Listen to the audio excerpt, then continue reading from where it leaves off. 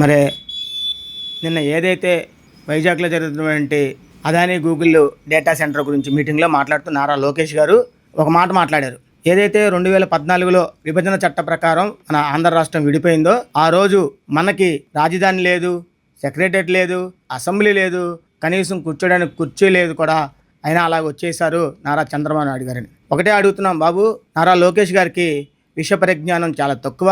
Self డబ్బా కానీ జాకీలు పెట్టి లేపించుకోవడం ఆయనకి అలవాటైపోయి కనీసం ఆయనకి మరి తెలుసో లేదో అని చెప్పేసి కూడా మేము అడుగుతున్నాం. ఏదైతే 2014లో ఉమ్మడి ఆంధ్రప్రదేశ్ని విడదీసినటువంటి చట్టంలో పెట్టినటువంటి విధంగా 10 సంవత్సరాల పాటు మనకి ఉమ్మడి రాజధానిగా హైదరాబాద్ ఉన్నది. అది మీకు తెలుసా లేదా అని చెప్పేసి నారా లోకేష్ గారిని అడుగుతున్నాం. మరి అదేవిధంగా ఆ రోజు సెక్రటరీలోను లేకపోతే అసెంబ్లీలోను కూడా మీ ఛాంబర్ని మీ తండ్రి గారు నారా చంద్రబాబు నాయుడు గారు సుమారు 10 కోట్ల రూపాయలు ప్రభుత్వం ధనంతో బాగు చేయించుకున్నారా లేదా, అది కనీసం మీకు తెలుసా లేదా అని చెప్పి కూడా అడుగుతున్నాం. ఆ రోజు ఏదైతే సెక్రటరియట్లో ఆయన భవనంలో ఆయన రూమ్ని, ఆయన క్యాబిన్ని 10 కోట్ల రూపాయలతో బాగు చేయించుకొని ఉన్న పలంగా నోటికి ఓటు కేసులో ఎక్కడ కేసీఆర్ గారు అరెస్ట్ చేసి మిమ్మల్ని జైల్లో పెడతారో అని చెప్పి ఉన్న పలంగా నైట్ తట్టా బుట్ట సర్దుకొని ఆంధ్ర వచ్చేసిన మీరు ఈరోజు సింపతి కోసం జనాల మధ్య మన కనీసం రాజధాని లేదు, లేకపోతే కూర్చోడానికి సీట్ లేదని చెప్పేసి పత్తిత్తు కబుర్లు చెప్తున్నారు. నారా లోకేష్ గారికి ఒకటే అడుగుతున్నాం, ఈరోజు పక్క రాష్ట్రంలో ఉన్నటువంటి ముఖ్యమంత్రి రేవంత్ రెడ్డి గారి చేత 50 లక్షల రూపాయలు పంపించి ఆ రోజు 5 కోట్ల రూపాయలకి బేరం మాట్లాడుకొని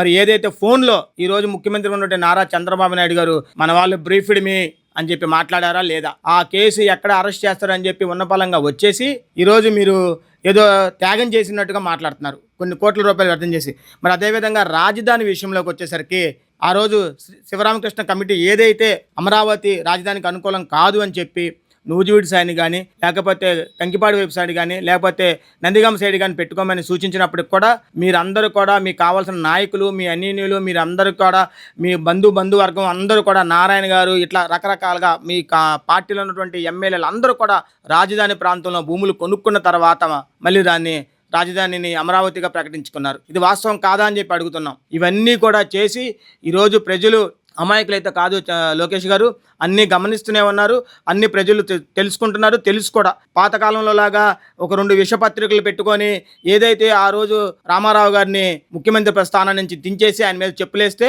ఆ రోజు ఆ 2 పత్రికలు మాత్రం ఆహా ఓహో ధీరుడు సూర్యుడు చంద్రబాబు నాయుడు అని పొగిడారు. కానీ అటువంటి జమానాలో ఈ రోజు లేం. మనం అంతా ఐటీ జమానంలో ఉన్నాం. వాట్సాప్, ట్విట్టర్, ఫేస్బుక్, మెసెంజర్లో నడుస్తున్న కామాలలో ఉన్నాం. మరుక్షణంలో ఏం జరిగిందో వెంటనే ప్రజలు మొత్తానికి తెలుసుకుంటున్నారు.